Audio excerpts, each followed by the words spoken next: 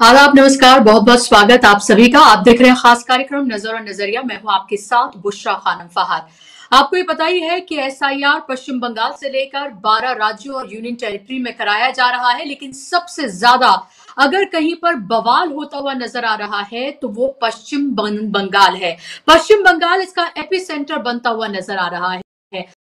ममता बनर्जी ने जिसे चुनौती दे डाली है, ममता बनर्जी जिस तरह से ललकारती हुई नजर आ रही हैं और लगातार चुनाव आयोग, ज्ञानेश कुमार गुप्ता और भारतीय जनता पार्टी को वो हेड ऑन लेती हुई नजर आ रही है। 2026 में पश्चिम बंगाल में चुनाव हो रहे हैं और उससे पहले वहां पर एसआईआर हो रहा है। एक तरफ जहां बीएलओज काम के दबाव में लगातार या तो आत्महत्याओं की उनकी खबरें आ रही हैं, रिजाइन करने की उनकी खबरें आ रही हैं, या फिर ब्रेन हैमरेज तक की उनकी खबरें आ रही हैं, जान जाने की उनकी खबरें आ रही हैं हार्ट अटैक के जरिए, और ये आंकड़ा लगातार बढ़ता हुआ नजर आ रहा है। लेकिन चुनाव आयोग ने इसको लेकर चुप्पी साधी हुई है। लेकिन ममता बनर्जी चुप रहने के लिए बिल्कुल भी राजी नहीं है।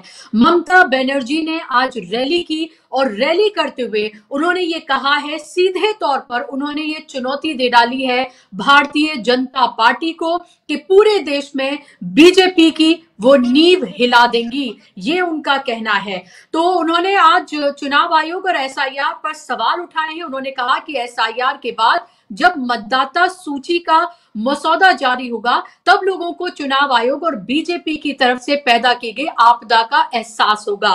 उन्होंने हाल ही में हुए बिहार के चुनावी नतीजों को लेकर भी कई तरह के आरोप उन्होंने लगाए। भारत में बीजेपी की नींव हिला दूंगी, ये कहना है ममता बनर्जी का। ममता बनर्जी ने चुनौती देते हुए कहा है कि अगर बीजेपी बंगाल में मुझे चोट पहुंचाने की कोशिश करेगी तो मैं पूरे भारत में उसकी नींव हिला दूंगी, ये कहना है ममता बनर्जी का। उन्होंने कहा कि बिहार चुनाव का नतीजा एसआईआर का परिणाम है। विपक्ष वहां बीजेपी की चाल को भांप नहीं सका। यदि एफआईआर 2-3 वर्षों में किया जाए तो इस प्रक्रिया से मुझे किसी तरह का एतराज नहीं है, लेकिन 1 महीने में जिस तरह से इसको एक तरह से आपदा दिखाकर, इमरजेंसी दिखाकर जो ये किया जा रहा है, उसको लेकर संगीन सवाल ममता बनर्जी ने उठाए हैं। ममता बनर्जी ने आगे ये साफ तौर पर कहा है कि इलेक्शन कमीशन जो है वो किसी भी तरीके से निष्पक्ष नहीं है।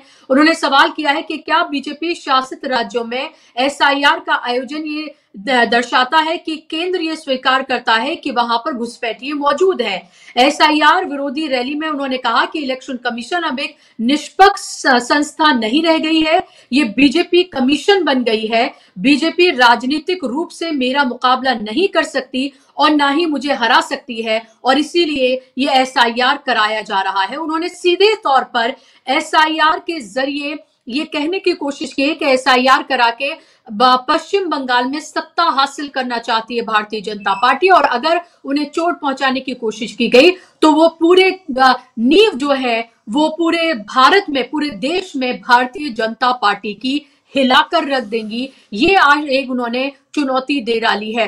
जाहिर सी बात है ये चुनौती जो है वो बीजेपी के लिए बहुत भारी पड़ सकती है, क्योंकि ममता बनर्जी और तमाम जो तृणमूल कांग्रेस के जो कार्यकर्ता हैं, नेता हैं, वो ये कहते हुए नजर आ रहे हैं कि पश्चिम बंगाल को बिहार समझने की भूल बिल्कुल भी ना की जाए, ये सीधे तौर पर उनका कहना है। आज जो उन्होंने रैली की है, उन्होंने सीधे तौर पर भारतीय जनता पार्टी और चुनाव आयोग के सीधे गठजोड़ की उन्होंने बात की है। चुनाव आयोग इज इक्वल टू बीजेपी या BJP is equal to ECI, ये उन्होंने कहा है, और तमाम तरह के और अन्य आरोप भी ममता बनर्जी ने आज लगाए हैं। ममता बनर्जी ने सीधे तौर पर ये एक तरह का मोर्चा खोल दिया है भारतीय जनता पार्टी और ईसीआई के खिलाफ। आपको ये पता ही है कि लगातार बीजेपी पश्चिम बंगाल में अपने दम पर सत्ता हासिल करने के लिए सब कुछ कर रही है, लेकिन अभी तक उसको वहां पर कामयाबी नहीं मिल पाई है। बिहार में एसआईआर के जरिए जो किया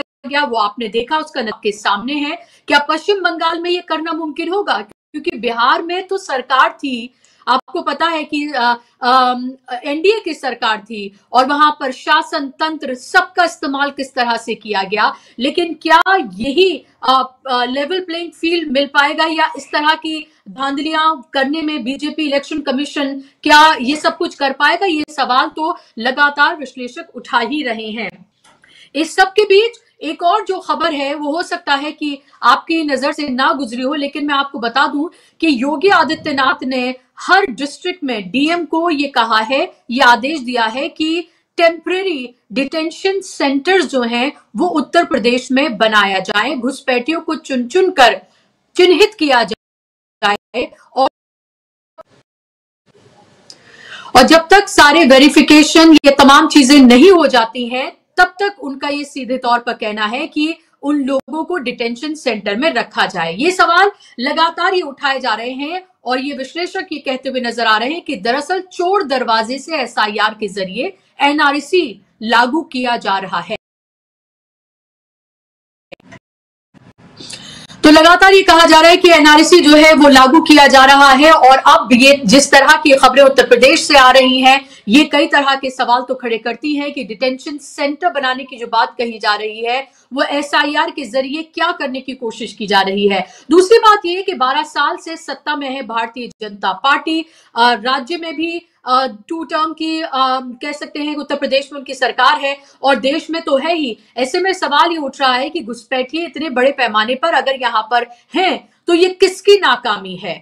और लगातार पश्चिम बंगाल या बिहार में घुसपैठियों के जरिए जिस तरह से सांप्रदायिक ध्रुवीकरण किया जा रहा है, हिंदू मुसलमान की जो सियासत की जा रही है और लगातार घुसपैठिए इज इक्वल टू मुसलमान, यही तो पूरा नैरेटिव गढ़ने की कोशिश जो है भारतीय जनता पार्टी भी कर रही है और उसके साथ लगा हुआ है पूरा मीडिया भी, क्योंकि घुसपैठी यानी बांग्लादेशी रोहिंग्यास और बांग्लादेशी रोहिंग्यास मतलब सीधे तौर पर मुसलमान, और मुसलमान यानी कि घुसपैठिए सपोर्ट उनको कौन सपोर्ट कर रहा है, उनको सपोर्ट कर रहा है इंडिया गठबंधन, यानी कि अब बिहार में राहुल गांधी तेजस्वी यादव का नाम लिया गया और यहां पर बात की जा रही है ममता बनर्जी की। तो इस सब के जरिए कैसे सांप्रदायिक ध्रुवीकरण की सियासत जिसकी माहिर है बीजेपी वो की जा रही है, लेकिन ममता बनर्जी के इस ताल ठोकने से क्या वाकई में एसआईआर का जो पूरा प्रोसेस चल रहा है वो किसी तरीके से क्या बैकफुट पर आएगा, ये प्रक्रिया इसी तरह से चलती रहेगी। 26 तारीख को एसआईआर को लेकर सुप्रीम कोर्ट में सुनवाई भी है, हालांकि जिस धीमी गति से सब कुछ चल रहा है कोई उम्मीद वहां से लगाएं ये भी अब एक तरह का एक सवाल बनकर ही रह गया है। इलेक्शन कमीशन को लगातार चिट्ठियां लिखती हुई नजर आ रही है ममता बनर्जी और डेरेक ओब्रायन की तरफ से भी चिट्ठी लिखी गई थी, उसका जवाब इलेक्शन कमीशन की तरफ से दिया गया है और बाकायदा तौर पर मिलने का टाइम 28 नवंबर को दिया गया है। लेकिन इन मीटिंग्स का भी क्या कोई फायदा होगा, क्योंकि क्लोज डोर में की गई मीटिंग से हासिल क्या होगा, क्या वाकई में जो सवाल हैं क्या उस तरह से उनके कोई जवाब मिल पाएंगे, और अगर किसी तरह की कोई त्रुटियां हैं तो क्या उस पर इलेक्शन कमीशन क्या अपने पैर पीछे खींचेगा। ये तमाम सवाल जस के तस बने हुए हैं, लेकिन इस सब के बीच बीएलओस की जिस तरह से जान जा रही है, उनके ऊपर जो प्रेशर बन रहा है, कहीं पर वो आत्महत्या करने पर मजबूर हो रहे हैं तो कहीं ब्रेन हेमरेज हो रहा है, ये संख्या लगातार बढ़ती जा रही है। इस सब के बीच सवाल ये है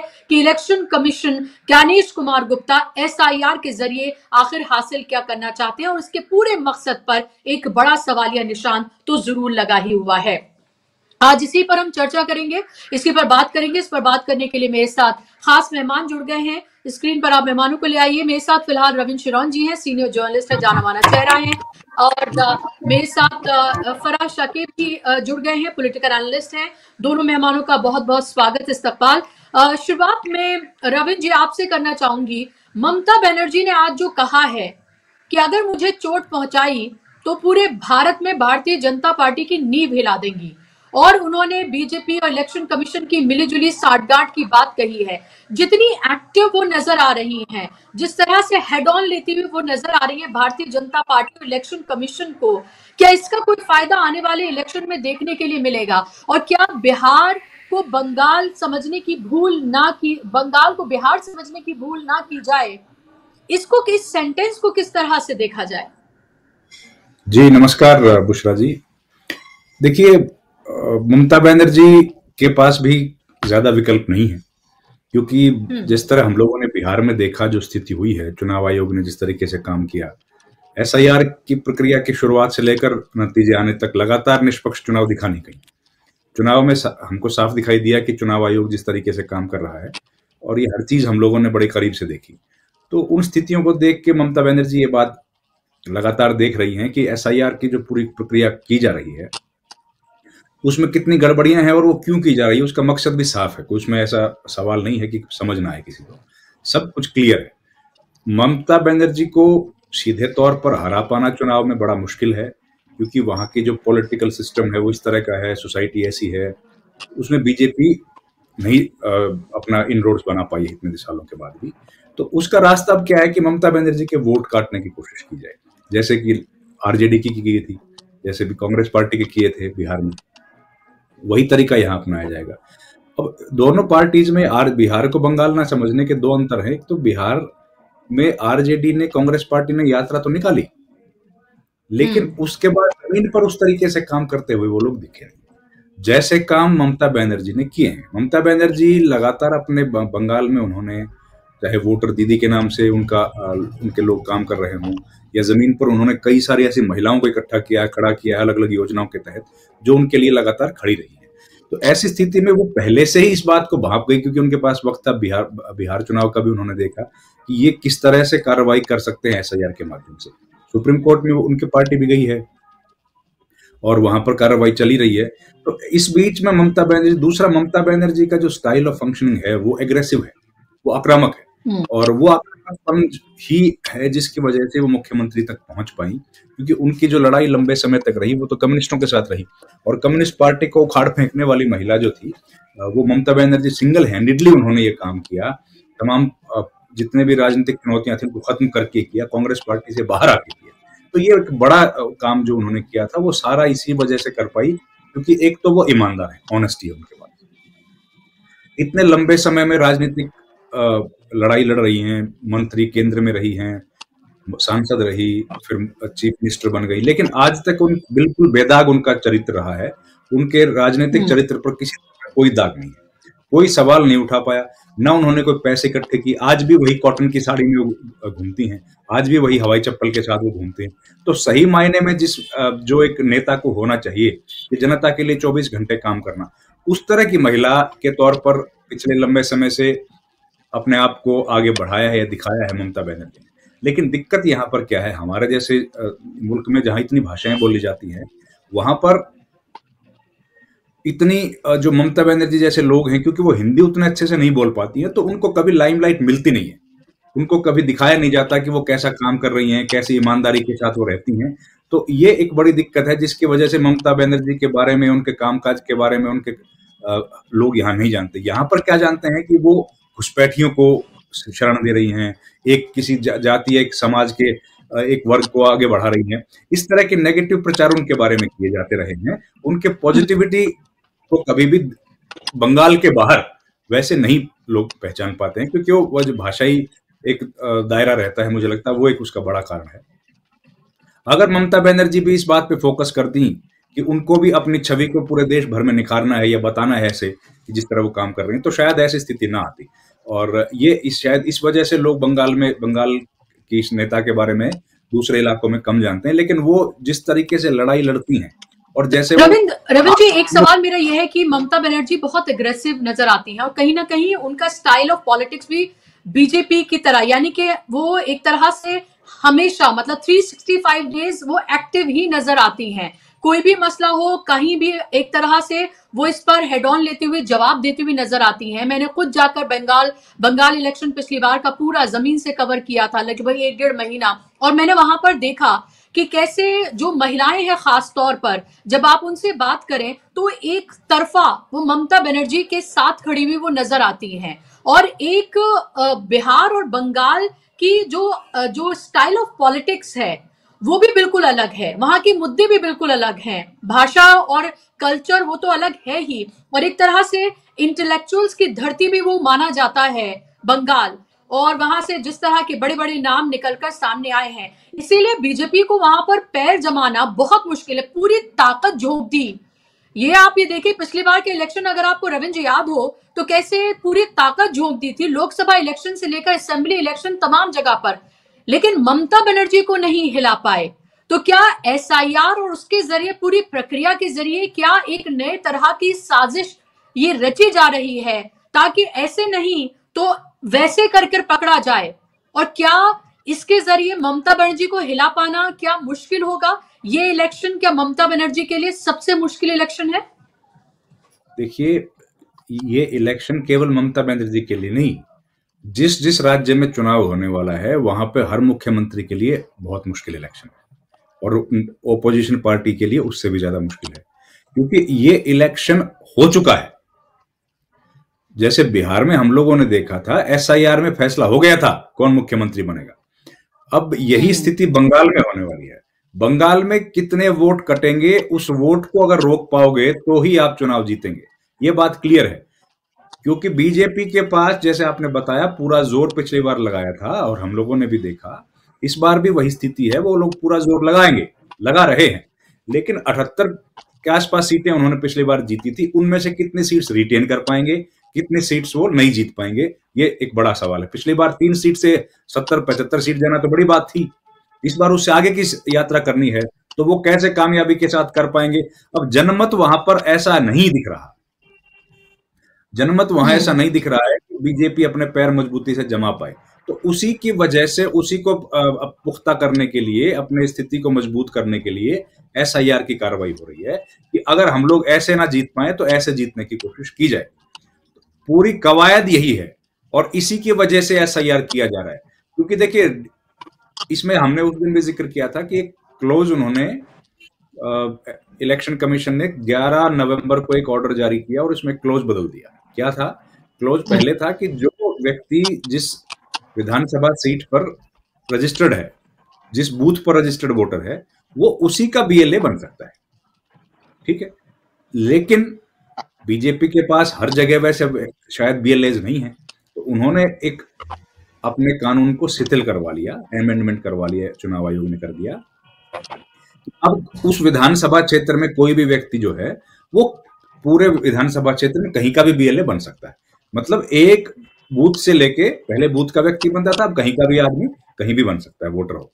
तो जब ये बदलाव करवाया गया है तो साफ दिखता है कि किस लिए करवाया गया है। क्योंकि जिन क्षेत्रों में चुनाव अभी है, केरला, तमिलनाडु और बंगाल, अब बंगाल में वोटर तो है बीजेपी के पास, लेकिन उतने कार्यकर्ता भी हैं क्या? सबसे बड़ा सवाल ये है। देखिए, वोटर तो हो जाते कई बार, पर कार्यकर्ता हर बूथ पे आपके पास है इतना एग्रेसिव लड़ने वाला, जो कि बंगाल की राजनीति को अच्छे से जानता हो, ममता बनर्जी के जो लोग हैं उनके साथ लड़ पाए, ऐसा बीएलए हर जगह है क्या?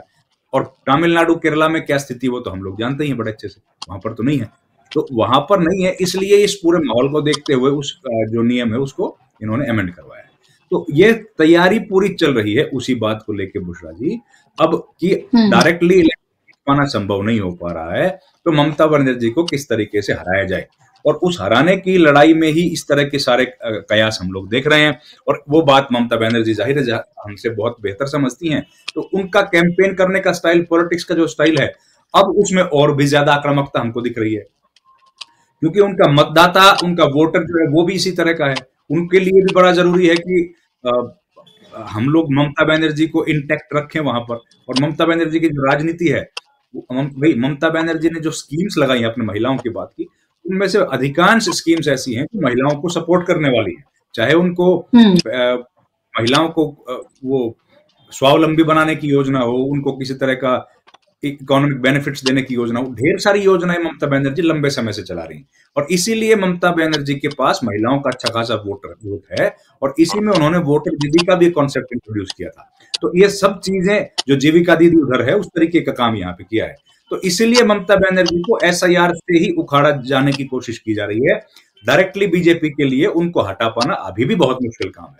तो ये पूरी कवायद यही है, और ज्ञानेश कुमार ही हटा सकते हैं। मुझे लगता है बीजेपी के बस की बात नहीं ममता बनर्जी को हरा पाना। जी ये आपने सबसे महत्वपूर्ण बात जो है आखिर में आपने कही है कि ज्ञानेश कुमार गुप्ता ही कर सकते हैं, बीजेपी के बस की तो बात है नहीं। और इसीलिए ममता बनर्जी ने ये कहा ही है कि ECI is equal to BJP है, BJP is equal to ECI, और ये तमाम विपक्ष कहता हुआ नजर आ रहा है। कांग्रेस ने पहले कहा था कि क्यों ना ईसीआई को अपना दफ्तर, भारतीय जनता पार्टी ने बहुत 5 स्टार आलीशान अपना दफ्तर बनाया है, वहीं क्यों नहीं शिफ्ट कर लेते हैं। और ये जो ढोंग है अलग अलग ऑफिस का कि ये इंडिपेंडेंट संस्था है और वो एक पार्टी है, तो क्यों वहां पर करना चाहिए। क्योंकि जब भी आप ये देखें, कोई भी पार्टी सवाल उठाती है इलेक्शन कमीशन के ऊपर, कोई भी सवाल उठाया जाए, चाहे राहुल गांधी हो या ममता बनर्जी उठा रही हैं, जवाब कौन देता हुआ नजर आता है? जवाब देती हुई नजर आती है भारतीय जनता पार्टी।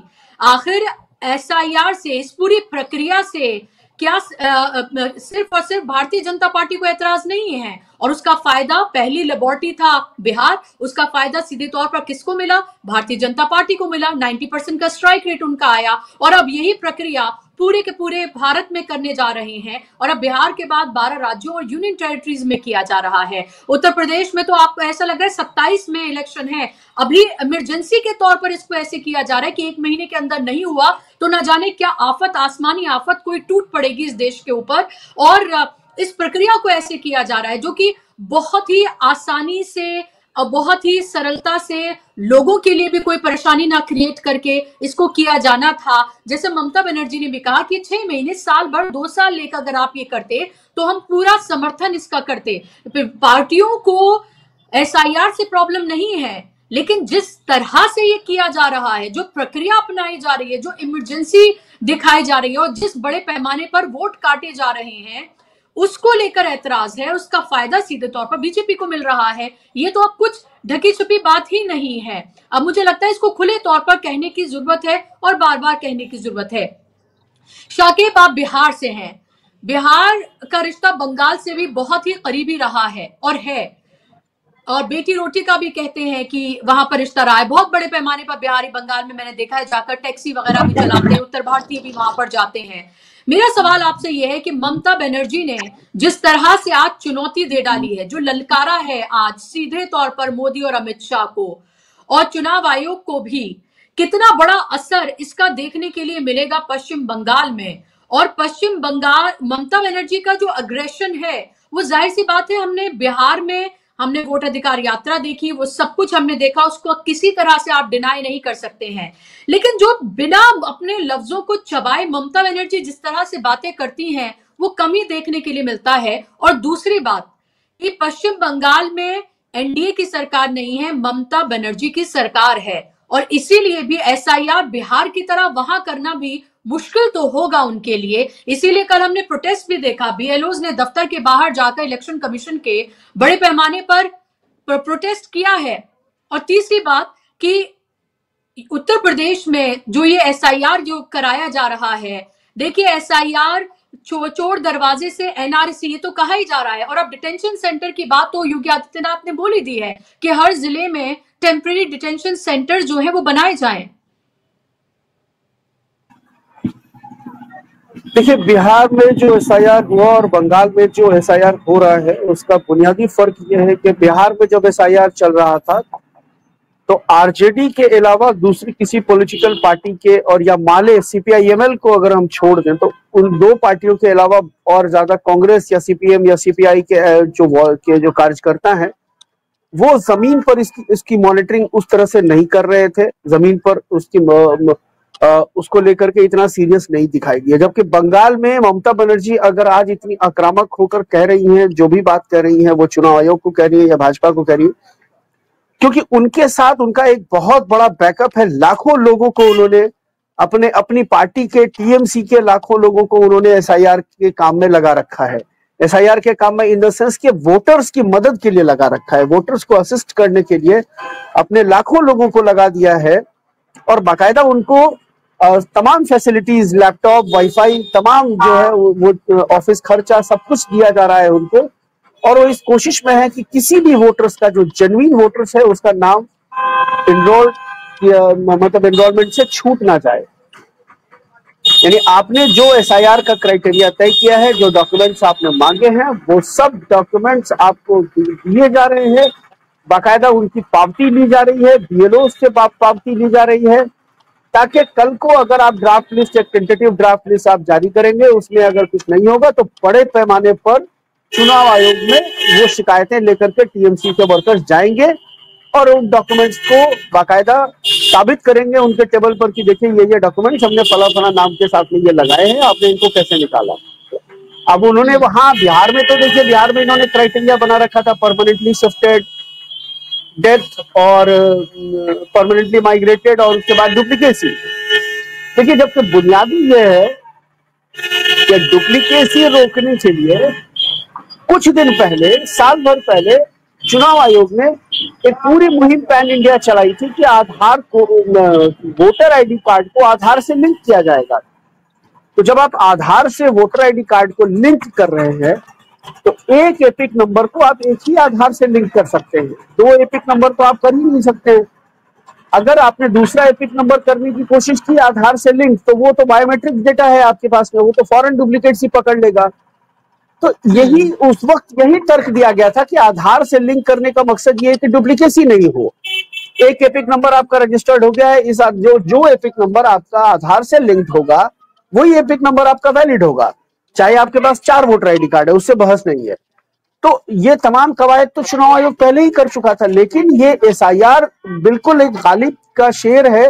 वो है ना, बाजी चाहे अतफाल है, दुनिया मेरे आगे, होता है शबो रोज तमाशा मेरे आगे, है ना, तू देख के क्या रंग है तेरा मेरे आगे। ये बिल्कुल उसी तरह से है कि किसी के कुछ समझ में नहीं आ रहा है, जो ना वोटर्स के समझ में आ रहा है, इवन जिनको आरओ बनाया गया है, जिनको एआरओ बनाया गया, उनको भी नहीं समझ में आ रहा है। आप इतनी हड़बड़ी में उत्तर प्रदेश में एसआईआर क्यों करवा रहे हैं? उत्तर प्रदेश में तो 27 में चुनाव है, उत्तर प्रदेश में आप एसआईआर क्यों करवा रहे हैं? क्या वजह है? और आप टाइम दीजिए, जुलाई तक ले जाइए, अगस्त तक ले जाइए, इत्मीनान से करवाइए। आप कह रहे हैं 14 दिन में करके दो, ये एकदम से, मतलब एक मेटाफोरिकली मैं आपको बोल रहा हूं कि अब इस सरकार को खून की आदत लग चुकी है। क्योंकि ये खून की आदत मैं इसलिए बोल रहा हूं कि जो लोग अभी मौजूदा निजाम हुकूमत के सर चढ़कर बोल रहे हैं, वो खून पी करके ही सत्ता में आए। उनकी पूरी यूएसपी में कहीं कोई कलम का योगदान नहीं है, खून का योगदान है। मैं नाम लेकर के भी बोल सकता हूं, नरेंद्र मोदी हो या अमित शाह हो, इनकी राजनीति में सिवाय खून और लाश के कुछ भी नहीं है। तो इनको खून की आदत लग चुकी है। अब वो हरबा इस्तेमाल करते हैं जिससे आवाम का खून पिया जाए। नोटबंदी में क्या इन्होंने खून नहीं पिया? 150 लोग अपने ही पैसा निकालने के लिए शहीद हो गए, मर गए। मैं तो शहीद मानता हूं उनको। किसान आंदोलन में 700 किसान शहीद हो गए। आप एक ऐसा, उसके बाद आप बोखराती छांट रहे हैं आकर के संसद में कि मेरी तपस्या में कोई कमी नहीं रह गई। मतलब इतना निर्लज्ज और बेशर्म आदमी है ये। जीएसटी लागू कर दिया, जीएसटी ने स्मॉल स्केल इंडस्ट्रीज को बर्बाद कर दिया। कितने लोगों ने खुदकशी कर लिया? जो छोटे मोटे व्यापारी थे, जो लाख 2 लाख 5 करोड़ 10 करोड़ का बिजनेस कर रहे थे, उन्होंने जीएसटी के से तंग आकर के मुझे बताइए कि कितना, बिल्कुल आपकी बात जायज है, लेकिन मेरा सवाल यह है कि कितना मुश्किल पूरे सिस्टम, क्योंकि बिहार में जो तमाम तरह का तंत्र, शासन, प्रशासन, सब कुछ जो लगाया गया, वो जाहिर सी बात है कि जब हम पश्चिम बंगाल की हम बात करेंगे तो वहां पर भी इसमें कोई कोर कसर छोड़ी नहीं जाएगी। और अभी तो सिर्फ एसआईआर की प्रक्रिया, अभी तो चुनावी पूरी जो रैलियां हैं, उसका जो तमाम पूरा सब कुछ है वो वहां पर किया जाएगा। लेकिन सवाल मेरा यह है कि बिहार तो हमने देख लिया वहां क्या हुआ, बंगाल में कितना मुश्किल होने जा रहा है बीजेपी के लिए, ये सबसे बड़ा सवाल है। क्योंकि लोग जो मायूस हुए बिहार से, वो कहीं ना कहीं पश्चिम बंगाल में एक उम्मीद देख रहे हैं ममता बनर्जी की शक्ल में। बिहार का जो परिणाम आया है, एसआईआर के बाद जो बिहार का रिजल्ट आया है, उसको लेकर के बंगाल के वोटर्स में एक बहुत बड़ा चेंज आया है। उसकी थिंकिंग में, उसकी सोच में एक बहुत बड़ा चेंज आया है। और वो बंगाल का जो वोटर्स, जो एंटी एनडीए वोटर्स है, एंटी बीजेपी वोटर्स जो है, चाहे वो कम्युनिस्ट का फेवर का वोटर हो या कांग्रेस का वोटर हो, वो इंटैक्ट हो रहा है ममता बनर्जी की तरफ। क्योंकि उसको ये लग रहा है कि ये एसआईआर के माध्यम से बीजेपी इस प्रदेश में सत्ता में आना चाहती है और उसको सत्ता में आने से रोकना है। इसलिए, और सत्ता में आने से अगर अभी बंगाल में बीजेपी को कोई रोक सकता है तो वो एक ही नाम है, ममता बनर्जी का नाम है। कम्युनिस्ट पार्टियां इस स्थिति में अब बंगाल में है ही नहीं कि वो सत्ता में आने से रोक पाएंगी। कांग्रेस इस स्थिति में है नहीं कि वो बंगाल में ममता जो बीजेपी को सत्ता में आने से रोक पाएगी।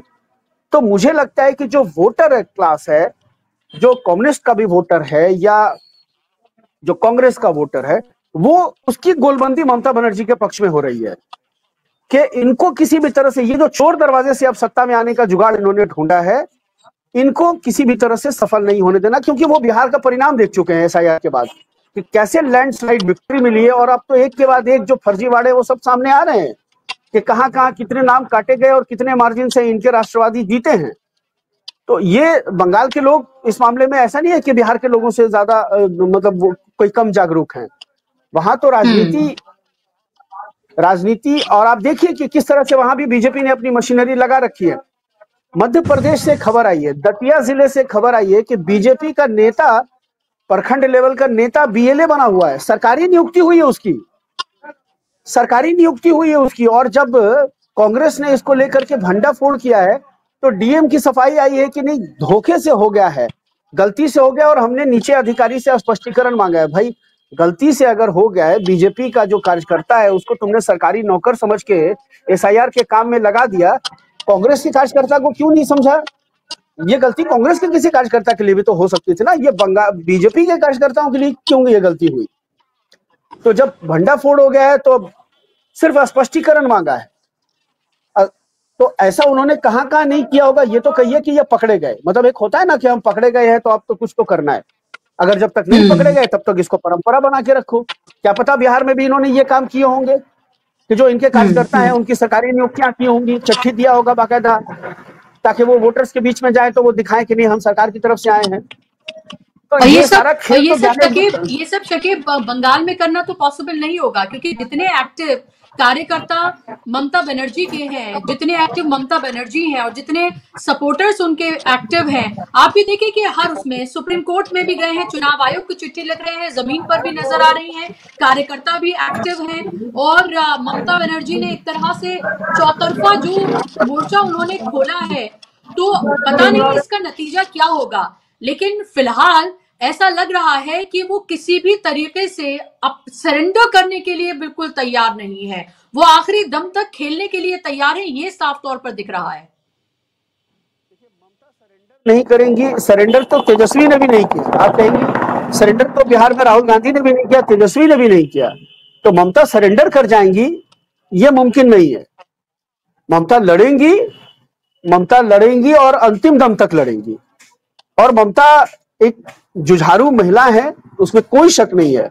उनकी जो लाइफ स्टाइल है, आपने देखा कि पिछले चुनाव में उनके पांव में फ्रैक्चर हो गया था जब वो शुभेंदु अधिकारी के विधानसभा क्षेत्र में गई थी, कालीघाट क्या नाम है उसका, वहां जब उनको चोट आ गई थी उसके बाद भी उन्होंने सभाएं जारी रखी, वो बैठी नहीं घर में, जबकि डॉक्टर ने उनको आराम करने के लिए कहा था, उसके बावजूद वो व्हील चेयर पर निकल के सभा कर रही थी।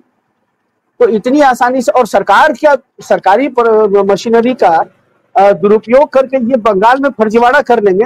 बिहार में तो चूंकि इनकी सरकार थी इसलिए इन्होंने तमाम जो है वो चीजें उसको छुपा ले गई है, लेकिन बंगाल में अगर ये किसी एसडीओ को या किसी सामान्य प्रशासन विभाग के अधिकारी को ये फर्जीवाड़ा करने का आदेश देंगे तो वो तो रिपोर्ट करेगा चीफ सेक्रेटरी को, चीफ सेक्रेटरी रिपोर्ट करेगा ममता को। तो अब वही अभी रविंद्र सर जो बता रहे थे कि इन्होंने बीएलए बनने के लिए क्या किया है ना, कि बाहर से लोगों को आप लेकर के जाइए। पहले था कि भाई जो आपका लोकल, जिस बूथ के आप वोटर हैं आप उसी बूथ के बीएलए बन सकते हैं। अब है कि उन्होंने वो नॉर्म्स चेंज कर दिया है कि भाई ऐसा है कि आप यहाँ के वोटर नहीं है तो फला जगह जाके बूथ लेवल असिस्टेंट बन जाइए। तो ये खेल ये इसलिए भी किया गया कि मुस्लिम इलाकों में चूंकि बीजेपी का वोटर होता नहीं है, बीजेपी का कार्यकर्ता आमतौर पर होता नहीं है, तो वहां उनको बीएलए मिलना मुश्किल थे। हमारे मोहल्ले में एक भाजपा का बीएलए नहीं मिलेगा किसी कीमत पर, पूरे मोहल्ले में, मतलब इधर 5,000 की आबादी इस इलाके में है, एक भाजपा का कार्यकर्ता नहीं है जो बीएलए बनने को तैयार हो जाए। तो अब वो बीएलए कहां से लाएंगे? वो किसी 5 किलोमीटर दूर से जहां उनका वोटर है वहां से उठा के यहाँ लाएंगे, यहाँ बनाएंगे बीएलए। इसलिए दरअसल ये किया गया है कि उसको मोबाइल के तौर पर यूज किया जा सके, उसका मोबाइल वर्क किया जा सके, चलंत जिसको आप बोलते हैं, है ना, उस तरह से ये। लेकिन फिर भी मुझे नहीं लगता है, और ममता जितनी आक्रामक है, देखिए ममता आक्रामक है तो सिर्फ ममता ही आक्रामक नहीं है, टीएमसी का वर्कर भी आक्रामक है। टीएमसी के वर्कर से, और कमाल की बात यह है कि टीएमसी के वर्कर्स पर कोई जंगल राज का वो भी नहीं लगा सकता है। जैसे लालू का वर्कर यहाँ अग्रेसिव होता है तो उसको पूरा मीडिया जो है वो जंगल राज, और यहाँ तो यूट्यूबर्स भी उन्होंने बिठा रखे थे, एक से एक चंडू खाने का गप छिड़ने वाले यूट्यूबर सब यहाँ बिहार में आज भी बैठे हुए हैं। एक कहानी लिख रहे थे कि हमारी एक सहपाठी थी और हमारे साथ स्कूल में पढ़ती थी, तो मैंने कहा अब वो एनडीए की सरकार है, बोली कि हमारे बच्चों का बचपन छिन गया क्योंकि वो दौर जंगल राज का था, हमारे बच्चे को किडनैपिंग होने के डर से हम लोग बाहर नहीं निकलने देते थे। मैंने कहा कि बस ये किससे कहानियां ही चलाओ लालू के लिए, तो ममता के लिए तो वो भी नहीं चला सकते ये। वहां ममता के वर्कर्स जो हैं हर तरह से सक्षम है। ये जहां ये मारपीट करने पर उतारू होंगे ना, तो वहां ये मारपीट करने को भी जो टीएमसी का वर्कर्स है वो पीछे नहीं आएंगे। अगर ये हिंसा करेंगे ना तो ये चूरे जाएंगे, वहां बहुत बुरी तरीके से चूरे जाएंगे। अभी देखिए ना, मध्य प्रदेश या कहीं एक वीडियो वायरल हुई है, कहीं वो अम्बेडकरवादियों का कोई सम्मेलन हो रहा था, वहां ये बजरंग दल वाले गए और इनकी फील्डिंग अच्छी खासी लगा दी उन्होंने, अम्बेडकरवादियों ने। तो बंगाल में तो ये हिम्मत नहीं कर पाएंगे कम से कम। हालांकि बंगाल को जीतना अब इनका पूरा, अभी देखिए संदेश खाली को लेकर के कितना इन्होंने प्रोपेगेंडा किया संदेश खाली को लेकर के, लेकिन सारा कुछ सामने आ गया कि भाई उन महिलाओं ने कहा कि भाई हमसे कोरे कागज पर दस्तखत लिए गए। शाहजहां शेख का नाम हम जानते भी नहीं है, जो जिसको हमारे रेप का आरोपी बनाया गया। हमसे बीजेपी के नेता ने कोरे कागज पर दस्तखत किए और उसी ने हमारे नाम से एप्लीकेशन थाने में जमा करा दिए। तो ये खेल तो बंगाल में बीजेपी कर ही रही है। तो अब एसआईआर लेकर के आए, तो इसलिए एसआईआर, ये मध्य प्रदेश में गुंडागर्दी कर लेंगे, एसआईआर में गुजरात में कर लेंगे, बंगाल में नहीं कर पाएंगे, तमिलनाडु में नहीं कर पाएंगे, केरल में नहीं कर पाएंगे। ये चूंकि वहां प्रशासनिक सहयोग नहीं मिलेगा। क्योंकि रविंद्र जी को जाना है, तो मैं आपसे सवाल भी लेने आपके पास जी आप अपने आप को जरा म्यूट कर लीजिए। रविंद्र जी, सवाल मेरा यह है कि जो हम बिहार में हमने देखा और अब हम बंगाल में देख रहे हैं, बंगाल की सियासत वैसे भी हिंसक ही मानी जाती है। वहां पर हमने देखा है कि एक तरह का कार्यकर्ताओं का आपस में खूनी एक तरह से राजनीतिक खेल भी हमने देखा हुआ है और हमेशा से रही है, लेफ्ट के जमाने से रही है। तो वहां पर वो जंगल राज, ये तमाम चीजें तो वहां पर नहीं चलती हैं। क्या आपको लगता है कि तमाम जितनी भी राजनीतिक पार्टियां हैं, अगर वो एक साथ एकजुट होकर अपने राजनीतिक मफाद को थोड़ी देर के लिए साइड में रखकर अगर लड़ती हैं, तो पश्चिम बंगाल में फिर बीजेपी के लिए अपने पैर जमाना मुश्किल होगा? क्योंकि अगर लेफ्ट अलग लड़े, लेफ्ट और कांग्रेस साथ में मिलकर लड़ती है, एआईएमएम मतलब असदुद्दीन ओवैसी भी कह रहे हैं कि वो बंगाल जा रहे हैं, वहां पर वो लड़ेंगे, या इसके अलावा और ऐसी छोटी छोटी पार्टियां जो है, कोई ना कोई बीजेपी की बी टीम प्लेयर जो है वहां पर आ जाती है और कुछ ना कुछ नुकसान पहुंचाती है। तो ऐसे में क्या आपको लग रहा है कि विपक्ष का एकजुट होकर लड़ना, क्योंकि यहाँ पर लड़ाई सिर्फ राजनीतिक नहीं रह गई है, बल्कि यहाँ एक और सबसे महत्वपूर्ण और प्लेयर है, और वो है चुनाव आयोग और एसआईआर। बुशरा जी, वहां की थोड़ी सी राजनीतिक परिस्थितियां अलग हैं। बंगाल में अगर कांग्रेस अलग लड़ेगी तो वो बीजेपी को नुकसान पहुंचाएगी, अगर कम्युनिस्ट पार्टी अलग लड़ेगी तो उससे बीजेपी को नुकसान है। साथ लड़ने से, अगर तृणमूल कांग्रेस के साथ लड़ने से बीजेपी को फायदा हो सकता है, लेकिन जो वोट बैंक इनका कॉमन है, उस वोट बैंक में अगर बीजेपी के खिलाफ लड़ेंगे सब लोग अलग अलग, तो बीजेपी को नुकसान पहुंचा रहे हैं। जिस तरीके से हम लोग बाकी जगह देखते हैं, यहाँ के पॉलिटिकल सिस्टम थोड़ा सा डिफरेंट है। लोकसभा चुनाव में भी इसलिए अलग लड़े थे, पिछले विधानसभा चुनाव में भी कांग्रेस इसलिए अलग लड़ी थी कि कांग्रेस के लड़ने से ही तृणमूल को वहां पर बेनिफिट है, वो बीजेपी का वोट काट रही है। बीजेपी का जो मूल वोटर है उसमें अधिकांश हिस्सा वो है जो पहले कम्युनिस्ट पार्टी को वोट डालते थे। अब वो शिफ्ट कर गए थे कुछ दिन के लिए ममता बनर्जी के पास, लेकिन अब वो बीजेपी की तरफ चले गए हैं। तो वो उसका एक बड़ा सेक्शन है। अगर कम्युनिस्ट पार्टी चुनाव अलग लड़ती है तो वो लोग कम्युनिस्ट को, उसमें से कुछ लोग वोट डालते हैं।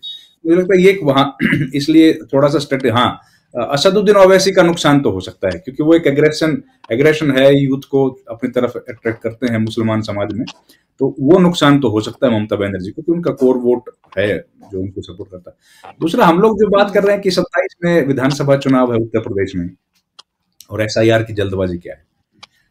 इस एसआईआर की जल्दबाजी विधानसभा चुनाव के लिए है नहीं। 27 में क्या पता लोकसभा चुनाव भी हो जाए। 27 में हो सकता है ना लोकसभा चुनाव भी। भाई 2-2.5 बरस हुए हैं, 2-2.5 बरस पहले करा लें इलेक्शन, एसआईआर हो ही जाएगा। इस बार जो एसआईआर हो रहा है तो बीजेपी की सीटें 90% से कम नहीं आ रही कहीं। हमने देखा हरियाणा में जहां 10% सीट आनी थी, वहां पे जाके आपने सरकार बना ली। आपने महाराष्ट्र में सारी सीटें जीत ली, ओपोजिशन को लगभग 0 कर दिया। वही बिहार में किया। आज जो सिस्टम है, 135 के आसपास एनडीए की सीटें हैं राज्यसभा में, और 6 सीटें घट जाएंगी बिहार से, और 6 सीटें घट जाएंगी महाराष्ट्र से ओपोजिशन की, और 3 सीटें घट जाएंगी दिल्ली से, जो हाल में चुनाव हुए। तो इस तरीके से करते करते एक साल में, 1.5 साल में बीजेपी और एनडीए को 2/3 बहुमत मिल जाएगा राज्यसभा में।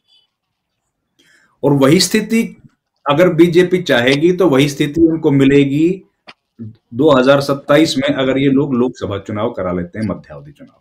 तो पूरी कहानी तो उसके पहले घड़ ली गई है। ये 5 स्टेट सबसे टफ हैं अभी जो बीजेपी के लिए आने वाले हैं ना, जिसमें बंगाल, तमिलनाडु और केरला। बंगाल, तमिलनाडु, केरला में SIR हो गया ऑलरेडी, वहां पर उनको ज्यादा जीत की उम्मीद है भी नहीं। तो अगर 200 सीटें आप निकाल दो 550 में से, अगर डिलिमिटेशन के पहले इलेक्शन करवाए जाएं, तो 550 में से अगर 200 सीटें निकाल दोगे तो न आ ही जाएगा ना बहुमत आपके पास। 300 पार, 350 पार हो गए, आप 400 पार आराम से कर लोगे।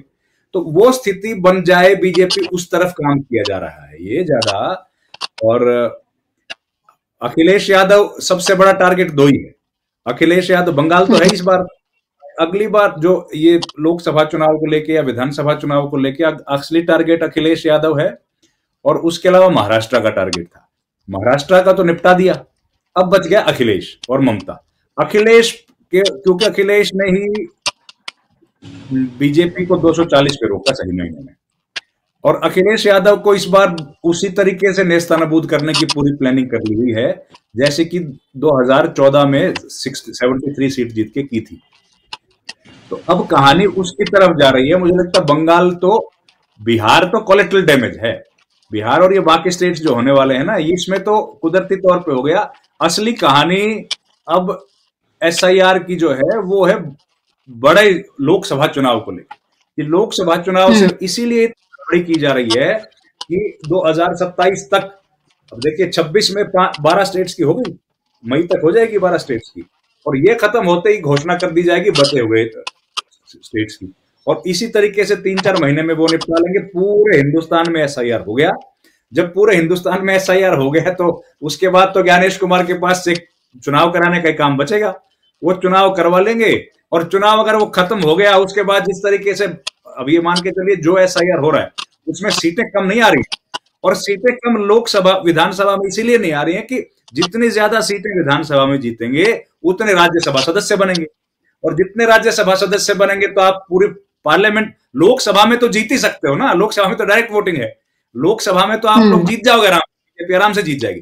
राज्यसभा में दिक्कत आ रही थी कि वहां ऑपोजिशन थी, वहां से भी ऑपोजिशन को कैसे कमजोर किया जाए, कम किया जाए, इसका रास्ता यही है कि इन विधानसभाओं में 90% का स्ट्राइक रेट हो, और वो हम लोग देख रहे हैं।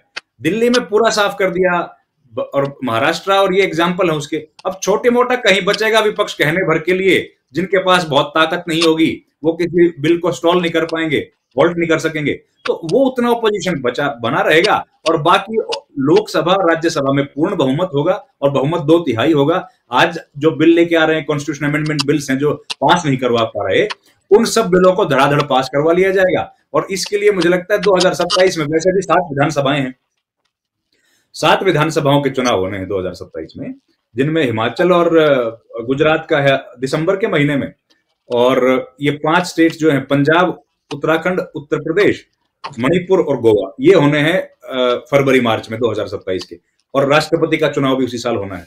तो ये सारे इलेक्शंस को क्लब कर लें और उसके साथ लोकसभा जोड़ दें, इस तरह की कवायद भी हो सकती है कि ज्ञानेश कुमार सोच रहे हों, और इसीलिए ये हड़बड़ी दिख रही है। ये जो हड़बड़ी हम लोग देख रहे हैं ना कि 1 महीने में क्या जरूरत है, जैसे आपने भी कहा कि भाई उत्तर प्रदेश में तो 27 में चुनाव है, क्यों करवा रहे हो इतना जल्दी?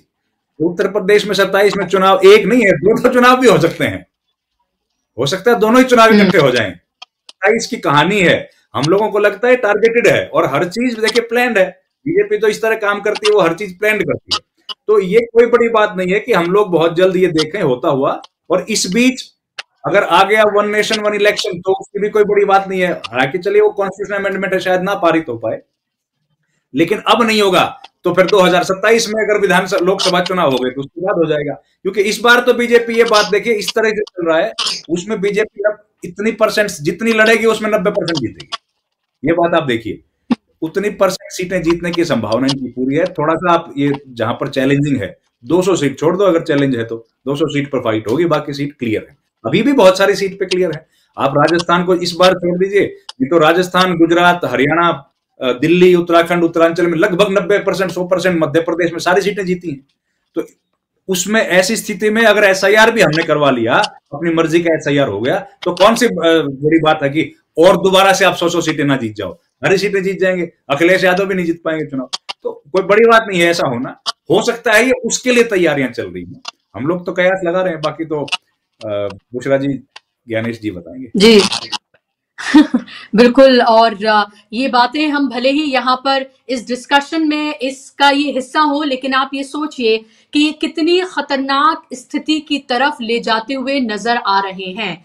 और जो चीजें अब से कुछ दिन पहले, कुछ महीने पहले एक तरह से असंभव लगती थी या फिर ऐसे ही कयास के तौर पर कही जाती थी, वो सब तो हकीकत में बदलती हुई या बदली हुई आपके सामने नजर आ ही रही है। और उसमें से एक है एसआईआर। किसको पता था कि चुनाव की धांधली हरियाणा में, महाराष्ट्र में, लोकसभा चुनाव में जिस पैटर्न से की गई, अब उसके लिए एक ऑफिशियली पूरी तरीके से, जहां देश में सब कुछ होगा, सब एक्सेप्ट करके उसको कर रहे होंगे और वो उसका नाम एसआईआर दिया जाएगा और वो सब कुछ किया जाएगा। और बिहार में जो हुआ वो सब हमारे सामने है ही। तो अब उसके बाद बंगाल टारगेट है और इसी तरह से अलग अलग टारगेट है। लेकिन क्या सबसे बड़ा टारगेट लोकसभा का चुनाव है? क्योंकि 2024 में 300 पार, 400 पार के नारे लगाए गए, 240 पर सिमट गए। ये बहुत सारी जगहों पर, जो भी रविंद्र जी ने कहा, ये बात कही जा रही है। और कल भी मेरे एक पैनलिस्ट ने कहा ही था कि मध्यवर्ती चुनाव कराए जा सकते हैं, और उन्होंने तो कहा था कि उनसे बीजेपी के एक नेता ने कहा है।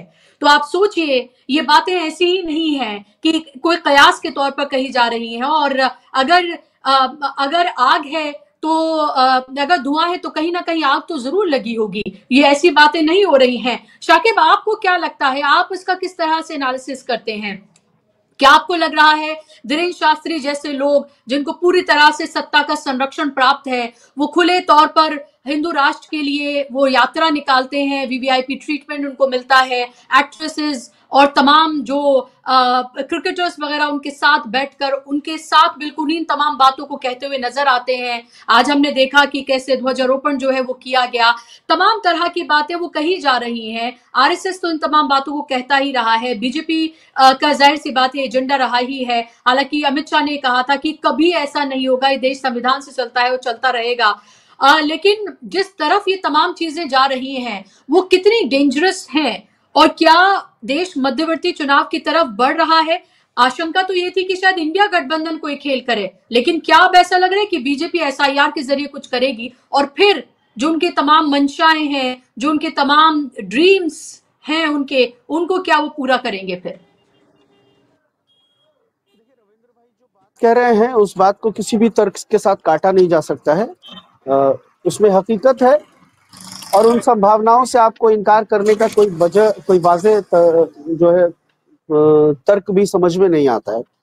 उसके पीछे एक बड़ी बुनियादी वजह यह भी है कि आरएसएस का 100 साल पूरा हो चुका है और उसका 100 इयर्स ड्रीम प्रोजेक्ट जो है भारत को हिंदू राष्ट्र घोषित करना, और सिर्फ हिंदू राष्ट्र घोषित करना नहीं, भारत में डेमोक्रेसी को खत्म करके फ्यूडलिज्म लागू करना, अपर कास्ट हेजिमनी को एस्टैब्लिश करना और बाकी तमाम माइनस अपर कास्ट जो सिटीजन्स हैं उनको सेकंड क्लास सिटीजन बनाना, मुसलमानों और ईसाइयों को सेकंड क्लास सिटीजन बनाना, वो तमाम चीजें उसका ख्वाब है, उसके बायोलॉज में है, उसका ड्रीम प्रोजेक्ट है, उसकी तरफ उसको बढ़ना है और ये तमाम कवायद उसके लिए हो रही हैं। तो बहुत मुमकिन है कि मध्यावधि चुनाव हो जाएं। जो रविंद्र भाई कह रहे हैं कि राज्यसभा में भी उनका बहुमत आ जाए, जाहिर सी बात है बिहार में जो द्विवार्षिक राज्यसभा के चुनाव होते हैं, 3 बार होते हैं इस दौरान 25 से 30 के दरमियान, तो 6 लोग जाते, इतना नंबर ही नहीं है विपक्ष के पास कि वो अपने एक भी राज्यसभा के सांसद को भेज पाएगा। अब नीतीश जी अगर इधर पलटी वल्टी मार लें तो एक आध कोई राज्यसभा का सांसद और कोई रिपीट हो जाए, वो भी जेडीयू से या आरजेडी से हो सकता है। अभी देखिए मार्च में विधान परिषद में भी इनका नंबर कम हो जाएगा। राबड़ी देवी की भी सदस्यता जो है वो खत्म होने वाली है, टेन्योर उनका अप्रैल मार्च तक बचा हुआ है। तो ये तमाम कवायद जो असल में ये रविंद्र भाई जो कह रहे हैं कि राज्यसभा में उनको ये स्टेट इलेक्शन जीतना, एक तो स्टेट की मशीनरी पर कब्जा करना और दूसरा राज्यसभा में अपनी मेजॉरिटी साबित करना, ये बिल्कुल 2 वजहें हैं। आपके पास स्टेट में नंबर होंगे तो जिन जिन स्टेट से आप राज्यसभा लेते हैं, राज्यसभा के मेंबर्स मनोनीत होते हैं, वहां आपको आपके नंबर पर राज्यसभा के सदस्य आप जो है चुन करके राज्यसभा में भेजेंगे बीजेपी के लोगों को। तो ये इसमें कोई शक नहीं है कि उनको राज्यसभा में मेजोरिटी अभी भी नहीं है। जब वो एब्सोल्यूट मैंडेट में रहे 2014 में और 2019 में, तब भी उनको राज्यसभा में मेजोरिटी नहीं थी, और अभी तो वो लोकसभा में भी एब्सोल्यूट मेजोरिटी में नहीं है। लेकिन इसको लेकर के क्या ये क्षेत्रीय दल, जो बाकी क्षेत्रीय दल हैं, जो अभी एनडीए के साथ भी हैं, क्या वो नहीं समझ रहे हैं कि क्या चीज? और जब एक बार मान लीजिए कि हिंदू राष्ट्र की घोषणा हो जाती है, हालांकि भागवत साहब ने तो कह दिया असम में जाकर के कि हिंदू राष्ट्र की घोषणा करने की कोई जरूरत ही नहीं है, सब तो हिंदू ही हैं यहाँ पर, तो और इसको आप गलत भी नहीं मान सकती हैं। अगर आप देखिए कि संविधान हमारा एक सोशल सेकुलर है, हम भारत के लोग जो हमारी जो प्रेम्बल है संविधान का, उसमें तो पंथ निरपेक्षता की बात है, लेकिन आपको यहाँ पर कहाँ कुछ पर क्या व्यवहारिकता में ये हिंदू राष्ट्र तो है ही, इससे कोई इनकार तो कर ही नहीं सकता है। आप देखिए सरकारी कार्यालयों में हिंदू देवी देवताओं की फोटो लगी होती है, आप देखिए सरकारी सड़कों का उद्घाटन होता है तो हिंदू रीति रिवाज से होता है, आप देखिए सरकारी कोई भी आयोजन होता है तो वो हिंदू रीति रिवाज से होता है। और कमाल ये है कि ना तो उस पर ईसाई समाज कोई आपत्ति करता है, ना मुसलमान समाज कोई आपत्ति करता है, ना सिख समाज कोई आपत्ति करता है। और अब तो बिहार सरकार का एक अभी कल ताजा फरमान आया है कि अब तो महंत की नियुक्ति की जाएगी और सरकारी स्तर पर सनातन धर्म का प्रचार प्रसार किया जाएगा। एक वेलफेयर स्टेट का जो कल्पना है संविधान के अनुसार, उसमें कहीं इसकी गुंजाइश है क्या कि सरकारी खर्चे पर धर्म का प्रचार प्रसार किया जाए? तो ये सब कुछ चल रहा है, तो कहने भर को ये बचा हुआ है कि सेकुलर है, लेकिन व्यवहारिकता में ये हिंदू राष्ट्र ही है। तो लेकिन इनको व्यवहारिकता में हिंदू राष्ट्र नहीं, उनको लिखित रूप से हिंदू राष्ट्र करना है, संविधान को हिंदू राष्ट्र का संविधान बनाना है, तो इसकी तैयारी तो वो कर ही रहे हैं। और जब तक जी मुसलमानों को और ईसाइयों को, आप देखिए डिटेंशन सेंटर और ये सब, डिटेंशन सेंटर क्यों बनाए जा रहे हैं? डिटेंशन सेंटर किसको रखेंगे आप वहां? कौन तिवारी जी, शुक्ला जी जाके डिटेंशन सेंटर में रहने वाले हैं? वहां जाएगा कोई अहमद, नदीम, मकबूल, बुशरा, यही कोई जाएंगे डिटेंशन सेंटर में, और कौन जाएगा? कोई अल्बर्ट जॉन, कोई आदिवासी जो ईसाई बन गया होगा वो जाएगा, या बहुत होगा तो दलित जाएगा उसमें डिटेंशन सेंटर में। तो ये तो प्लानिंग इनकी है ही, और उस प्लानिंग को पूरा करने के लिए चूंकि इन्होंने पूरी मशीनरी पे कब्जा कर रखा है, और विपक्ष चूंकि इतना नाकारा विपक्ष रहा इस देश में, अभी इस मौजूदा जो स्थिति है, आपकी आपसी एकता ही समझ में नहीं आती है। आप इतनी बड़े फोर्स से लड़ रहे हैं, आपको समझ में नहीं आ रहा है कि मीडिया आपके खिलाफ है, मशीनरी आपके खिलाफ है, पावर आपके खिलाफ है, कैपिटल आपके खिलाफ है, पूंजी खिलाफ है आपके। तो और अभी लेकिन और तमाशा, और इस बाजार में, दुनिया के इस बाजार में सब कुछ बिकता है। जब इंसान का जिस्म बिकता है, इंसान का जमीर बिकता है, तो क्या कुछ नहीं बिकता है इंसान का? मतलब इस समाज में क्या कुछ नहीं है जो बिकता नहीं है? उसकी कीमत लगाने वाला होना चाहिए, तो फिर सारी चीजें पॉसिबल है। वही देख भी रही थी शाकिब की एक तरफ बीजेपी जैसी पार्टी है कि वो क्या कुछ कर रही है, और दूसरी तरफ वो रुकने के लिए तैयार नहीं है। उसने अपने वन बाय वन उसने अपने एजेंडे बना रखे हैं, और वो इलीगल लीगल कैसे भी किसी भी तरीके से जो उसे हासिल करना है वो एक के बाद एक जो है वो हासिल कर रहे हैं। वो 240 के बाद भी थमकर नहीं बैठे, बल्कि और ज्यादा अग्रेसिव हो गए। वही में अगर हम कांग्रेस की बात करें, क्योंकि वो नेशनल पार्टी है, उसको भी आप देखें कि ठीक है आप ये तमाम मुद्दे उठाते हैं, सब कुछ करते हैं, वो सब हमने देखा, लेकिन आप उनका सिर्फ ट्विटर हैंडल ही जाकर देख लेंगे तो आपको समझ में आ जाएगा कि प्रायोरिटी क्या है और किस एग्रेशन में और किस तरह से वहां पर काम होता हुआ नजर आ रहा है। या for that matter Akhilesh Yadav को भी आप देख लें कि ठीक है आप तमाम मुद्दे उठाते हैं, आप अग्रेसिव होकर प्रेस कॉन्फ्रेंस ये सब करते हैं, लेकिन उसमें जिस तरह की हल्की बातें हो रही होती हैं या शादियों पार्टियों में ही जिस तरह से आप नजर आ रहे होते हैं, वो भी आपको दिखाता है कि आप इन चैलेंजेस को किस एग्रेशन से और किस तरह से आप ले रहे हैं। तो ये सवाल तो बनता ही है कि एक तरफ क्या है और दूसरी तरफ हमें किस तरह की चीजें जो हैं वो नजर आ रही हैं। एक एक लाइन में आप दोनों को कमेंट, रविंद्र जी आपका एक लाइन में कमेंट और फिर शकीब आपका क्लोजिंग कमेंट। जी देखिए, ओपोजिशन क्या कर रहा है, छितरा हुआ है, अलग अलग है। ओपोजिशन का हमको ये समझना पड़ेगा कि वो भी राजनीतिक दल है, और हर पॉलिटिकल पार्टी की अपनी जिम्मेदारी है अपने लोगों को बचाने की, अपने लोगों के हितों को साधने की। कांग्रेस के लिए अखिलेश यादव अपनी पार्टी सेक्रीफाइस नहीं करेंगे, और अखिलेश यादव के लिए आरजेडी वाले अपनी पार्टी सेक्रीफाइस नहीं करेंगे। वो लोग अपनी अपनी लड़ाई लड़ेंगे। उनके लिए पहली प्रायोरिटी है अपने आप को बचाना, दूसरी प्रायोरिटी है सरकार में आना, और आज की स्थिति भी वही है। एक बात। दूसरी बात, जिस तरह का मीडिया हो गया है, मीडिया ने पूरा एक ताना बाना ऐसा बुन लिया है कि हर आदमी आज सवाल खड़े कर रहा है कि ओपोजिशन क्या कर रही है, ओपोजिशन क्या कर रही है। अरे भैया, ओपोजिशन ने सवाल तो उठा रही है, लेकिन उसके जमीन पर क्या वोटर उसको सपोर्ट कर रहा है? क्या जिन मुद्दों को वो उठा रहे हैं, उन मुद्दों के साथ क्या जनता खड़ी दिख रही है क्या आपको? आज एसआईआर का इतना बड़ा मुद्दा है, इसमें हम लोग अगर ये बात मान लें तो कितने लोग सामने आए एक बात कहने के लिए कि हमारा वोट कट गया? कितने लोगों ने ट्विटर पे, फेसबुक पे जाके पोस्ट की चीजें? कितने लोगों ने उन बीजेपी या कांग्रेस पार्टी या आरजेडी या ऑपोजिशन के लीडर्स के सामने जाके कहा कि हमारा वोट कट गया, हमारा कुछ कराओ? कोई रिप्रेजेंटेशन दिया, कोई ऑनलाइन अपील चली। अब दिल्ली में कुत्तों को बंद करने के लिए सुप्रीम कोर्ट ने कह दिया, आपने क्या कितना ह्यू एंड क्राई देखा? बहुत देखा, सब जगह से हम लोगों को खबरें मिल रही थी। वोट कटने के नाम पर हमको कुछ दिखाई दिया क्या? वोट तो कटे हैं, सबको पता है इस बात, वोट कटे हैं उन लोगों के वोट। देखिए, वो पोजीशन को तो हम लोग, बिल्कुल सही बात है, हमारा काम तो दोनों पार्टीज को बोलना है, कांग्रेस हो चाहे बीजेपी हो, ओपोजिशन हो चाहे सत्ता पक्ष हो। लेकिन हम लोगों को ये भी बात समझने की जरूरत पड़ेगी कि ओपोजिशन जिस तरीके से अपना काम कर रही है, ऐसी कठिन परिस्थितियां बना दी गई हैं, ओपोजिशन से भरोसा लोगों का खत्म कर दिया गया है धीरे धीरे। ऐसी स्थिति में ओपोजिशन के पास भी बहुत ज्यादा संभावना नहीं है काम करने की, और उनके पास भी बहुत बहुत सीमित जो है ना सिस्टम में अपनी बात रखने के लिए रास्ता बचा हुआ है। ऐसे में ओपोजिशन जो कर रहा है, वो हम लोगों के लिए बड़ा आसान है ओपोजिशन को क्रिटिसाइज करना, बिना ये देखे समझे कि भाई ओपोजिशन ने जो काम किया है उसको कैसा सपोर्ट मिला है, वो भी हम लोगों को देखने की जरूरत पड़ेगी। ओपोजिशन के पास आज प्लेटफॉर्म है, ये 2014 से पहले का ओपोजिशन नहीं है जिसके साथ मीडिया 24 घंटे खड़ा रहता था। हमने देखा कि मनमोहन सिंह की सरकार में कैसे विपक्षी दलों की एक आवाज और कुछ भी नहीं था। 2014 के पहले तो अरविंद केजरीवाल तो सांसद भी नहीं थे, विधायक भी नहीं थे, बावजूद उसके, क्योंकि उसकी बात जो थी अरविंद केजरीवाल की बात जनता को ठीक लग रही थी और वो सरकार के विरुद्ध या भ्रष्टाचार के विरुद्ध बात कर रहे थे, जनता उनके साथ खड़ी थी। आज चाहे आप भ्रष्टाचार के विरुद्ध बात करो, डेमोक्रेसी के खत्म करने की बात करो, कितनी जनता खड़ी होती है? क्यों नहीं खड़ी होती? क्योंकि मीडिया पर कंट्रोल कर लिया है। मीडिया आज वो सब बातें प्रोपोगेट नहीं कर सकता जो कि सही है। तो जब वहां से सिस्टम खराब हो गया तो जाहिर है जनता की जिम्मेदारी थोड़ी बढ़ती है। ओपोजिशन पार्टीज तो देखिए, बुशरा जी आखिरी, ओपोजिशन पार्टीज तो ऐसे ही जिस तरह चल रही है वैसे चलती रहेगी, तो भी उनकी दुकान चलती रहेगी। लेकिन जनता को तो समझना पड़ेगा ना, जनता को समझने की जरूरत है, और हमेशा जनता समझती है तभी सरकार और सत्ता पक्ष विपक्ष दोनों पर प्रेशर आता है। जी बिल्कुल, और ये साफ तौर पर लग रहा है कि एसआईआर का ये जो मुद्दा है वो कनेक्ट तो हो रहा है जनता से, लेकिन उस तरह से नहीं हो रहा जैसे भ्रष्टाचार का मुद्दा था, या किसान जिस तरह से सड़कों पर आए थे, या सीएएनआरसी था, या हमने निर्भया का हमने देखा था।